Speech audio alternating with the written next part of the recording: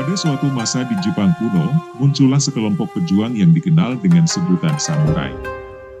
Mereka adalah individu yang mulia dan berani, hidup berdasarkan kode kehormatan yang ketat, serta mendedikasikan hidup mereka untuk seni perang. Kisah sejarah samurai dimulai pada periode Heian akhir, sebuah masa ketidakstabilan politik dan perubahan sosial. Jepang terbagi menjadi faksi-faksi yang saling berperang, dengan klan-klan yang kuat saling bersaing untuk menguasai wilayah. Dan di tengah-tengah lingkungan yang kacau ini, samurai menemukan tujuan hidup mereka. Para pejuang ini terampil dalam seni pertempuran, dilatih sejak usia muda dalam bela diri pedang, memanah, dan berkuda. Mereka memiliki kesetiaan yang teguh pada tuan dan klan mereka, serta terikat oleh kode perilaku yang disebut Bushido. Bushido menekankan kebajikan seperti kesetiaan, kehormatan, kedisiplinan diri, dan keberanian. Samurai berusaha menjadikan nilai-nilai ini sebagai bagian tak terpisahkan dalam setiap aspek kehidupan mereka.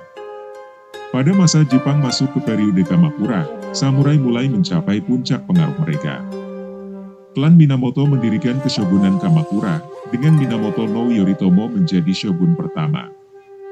Shogun adalah penguasa militer tertinggi, sementara samurai menjadi wasal setia di bawahnya. Dalam sistem feodal, samurai mendapatkan pemberian tanah dan menjadi elit yang memiliki tanah. Sebagai imbalan, mereka berjanji setia kepada daimyo, yaitu tuan tanah feodal, dan bertempur untuk melindungi wilayah mereka. Sistem ini menciptakan struktur hierarkis di mana samurai berada di puncak tangga sosial. Keterampilan samurai diuji saat invasi Mongol pada abad ke-13. Dua kali, bangsa Mongol mencoba menaklukkan Jepang, namun samurai bertempur dengan keberanian dan berhasil mempertahankan tanah air mereka. Kemenangan ini memperkokoh reputasi mereka sebagai pejuang yang tangguh dan pembela Jepang. Jepang kemudian memasuki periode Sengoku, juga dikenal sebagai periode negara perang, di mana samurai menghadapi tantangan yang lebih besar.